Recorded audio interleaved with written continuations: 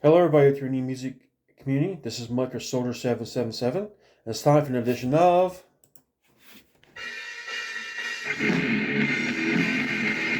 The Mail. That's right. That's right. Time for an edition of The Mail, and this edition is brought to you by Girder Music and Rocks Records. Let's get right to it. But first of all, I want to play a quick few second clip of one of the albums I got in the mail. You guys know who this band is? That song was going through my head a few times when I was waiting for the album to come in the mail, or after I was listening to the album in my car. So let's get right to it. So the first band is Eternal Ryte, Will Require, and here's the back of it there. There you have it. And the song you just heard is a second track, or a title track, called Require. So, and I like that riff. So here we have it's on gold disc. Here's the pick of the guitar player, and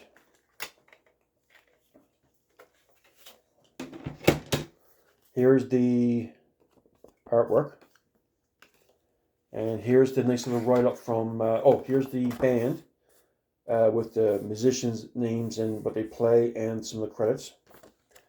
And here we have a write-up from Heaven's Metal magazine and lyrics. Here's a live shot of the band with some more lyrics, kind of cool. And here's some more lyrics. And here is more lyrics. Very, very well done. I love these way you do these booklets.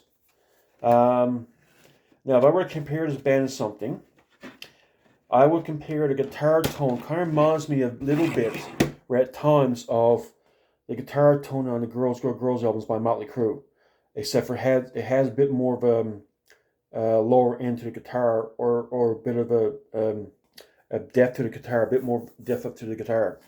What else was I going to say? Now, this band was signed to Pure Metal. This album originally came out in 1990 under Pure Metal Records. And musicianship, this band, from what I'm hearing, is quite good. I mean, the guitar players are smokes. It's too bad they only put one album. I wonder how they would have fared out if they were signed to a bigger label, maybe like Murrah Records, or what bands in the 80s besides Pure Metal, or 90s, that had metal bands besides Pure Metal?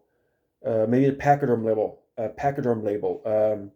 under Word Records. I think if they got signed to a label like that, I think they would have done better. Because as we know, Pure Metal was a grassroots label, that kind of thing. But yeah, it's a great album. And this was an album, along with another one I'm going to show, that I was considering buying the album when it came out, and I kind of put it aside. I was on the fence, him home about when I should buy it. One reason why I bought it was because I liked the artwork of the marble. The original version didn't have as much depth to the artwork, and Scott Waters, with his magic, kind of enhanced it and added some extra, layer or more depth to the artwork. So it's kind of really cool. The only thing I find with this, I know Rocks Records, I think it was Rocks Records, put out the 10 core songs of this one, plus a big bunch of demos on an album years ago. Could be around 4, 5, 6 years ago. I forget how long ago. I wonder why they include those songs on like a second disc on this album. I wonder why. Maybe Scott, if you're watching this, maybe you can let me know why.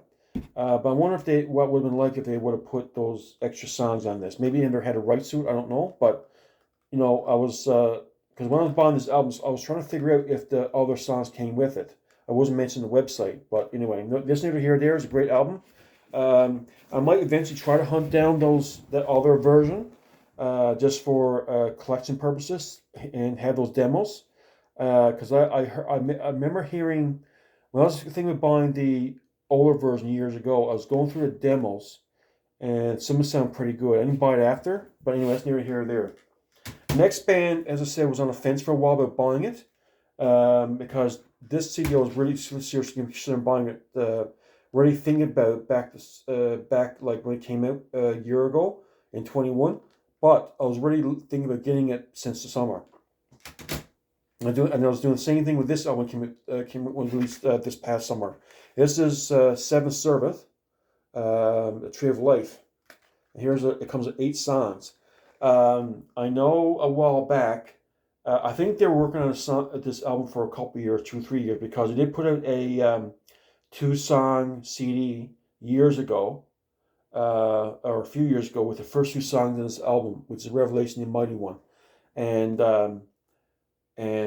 Jeff McCormick on Work Hard Vinyl showed the actual single or EP, whatever. So, and I heard the 2 songs. I said, I mean, this is really good. Now, the lead singer Jason Greeley is the used to be on Ice Earth. I heard from the earlier years. I think he played on the first album. I think, I'm not sure, but I'm not familiar with Ice Earth, so I wouldn't know a song. I probably heard his stuff back in the day, but I don't recall hearing it. But here is the artwork and the back artwork, and here's the band pick right here, and here is the lyrics as well. Kind of got that nice vibe to it. There you go. There you have it. Kind of cool.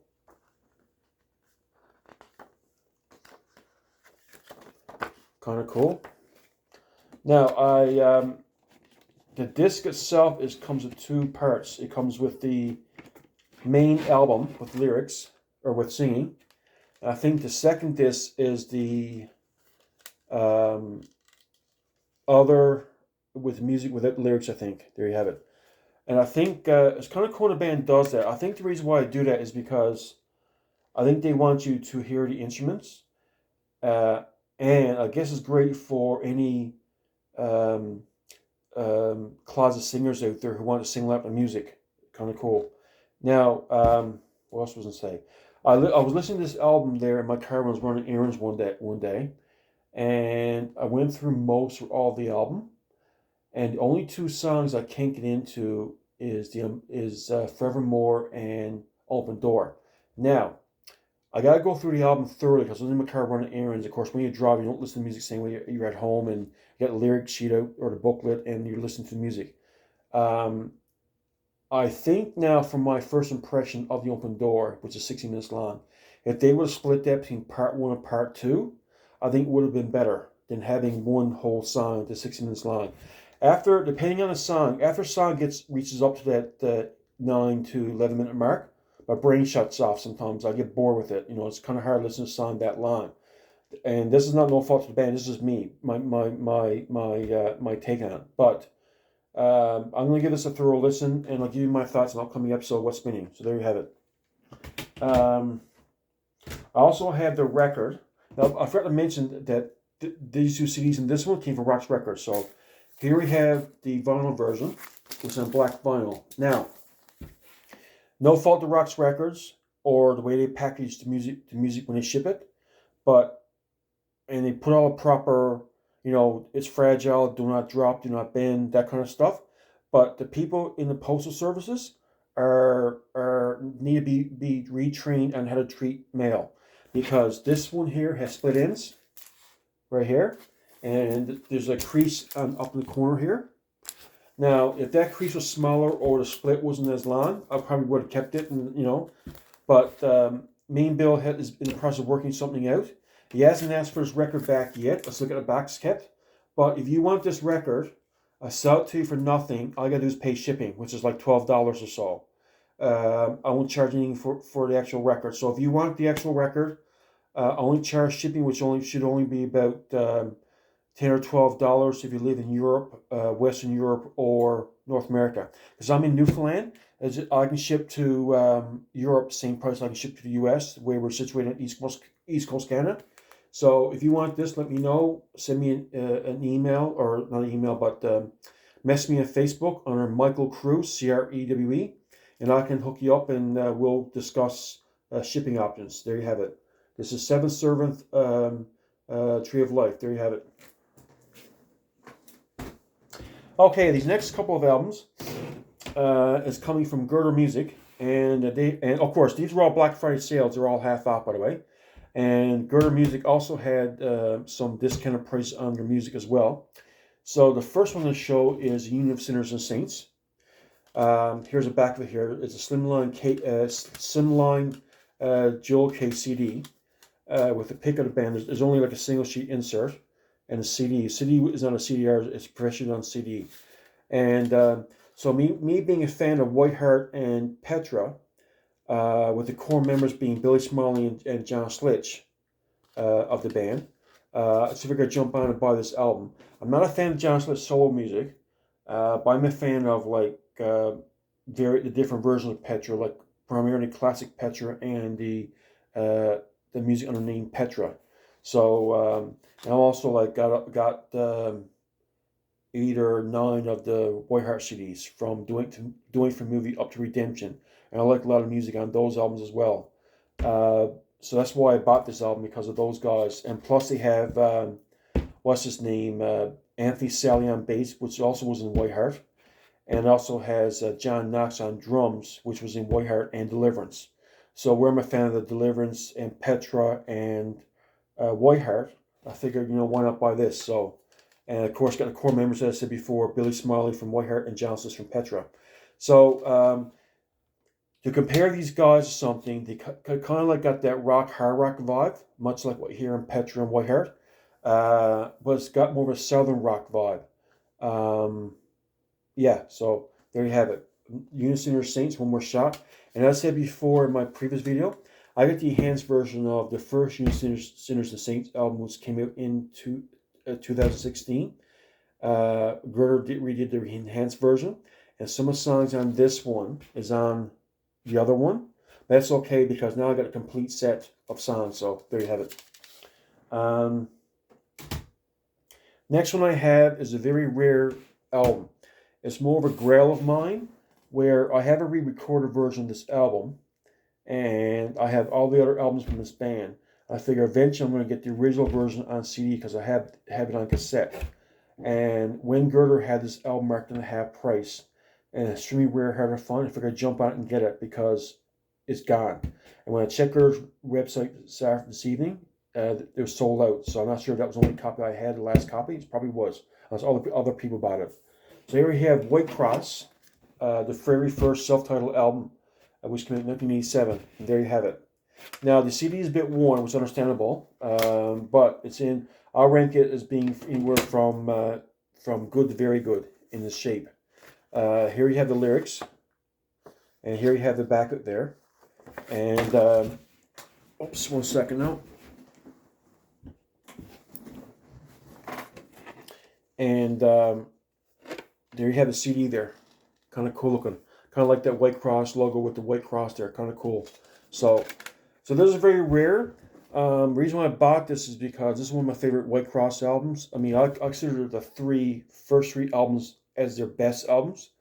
A lot of songs in these albums are great. And one cool thing about this one is that the re-recorded version came out in 2004, 2005. Don't have the ballad "You're Mine." Now, a lot of people don't like the ballad. I don't mind the ballad. I mean, I do like certain ballads. That kind of nice to have a one ballad on the album, give you a break from the heavy guitars and everything. And of course, got all the great songs we love, especially Nagasaki, which is a great Rex Carroll full throttle vibe to it. And I think Nagasaki is my favorite Rex Carroll instrumental. I'm not sure. I have to check it out. Excuse me, I got the bit ingestion. Excuse me for that. But anyway, that's great to have in my collection. White Cross self-titled came in 1987. I'm glad I have it in my collection. Next up, we have another version of Eternal Ryte Will Require 'Em. There you have it. And it's on a Rocks label. I would order some Rocks, but they ran out, so I ordered some Girder. So there you have it. And Girder had a discount too. So here we have the Rocks Records logo. Very cool. And the custom center ring, which is really cool. And the back picture of the band and of course the song tunnels. Really cool. Yeah, so this is great to have in my collection. I love I love the artwork. kind of simple but really good. And band's got a really cool logo as well. So there you have it. I forgot to check and see on my CD if the band had who did the remaster. I would say it's Rob Caldwell. Let me check it to see. 1 second. Yeah, Rob Caldwell for Boundworks Sound, and lyric design by Scott Waters of No Like the Metal. There you have it. So the Dream Team did this one too as well. So very nice. Anyway, folks, that is my recent haul in the mail. I hope you enjoyed that. When I spin these CDs, I'll give you my review, my thoughts. I'm very familiar with the Waycross album, but like I said, nice to give an old album a fresh listen, to give to dissect an album and that kind of thing. But the other ones, I'll give a good listen and give you my thoughts. Oh, I forgot to mention one of the songs on this one, I Still Believe, is on both this one and the first album. Was covered by Russ Taff as well back in '87 on one of his albums. I think it's a self-titled album, but it was originally written by another team or band or person in the past before that. So I Still Believe is a pretty good tune. So I figured I'd let you know that as well. So anyway, folks, that's all I have right now. All the best, and remember, we are metal, we are family, especially if you're a Christian. Have a great day. Bye now.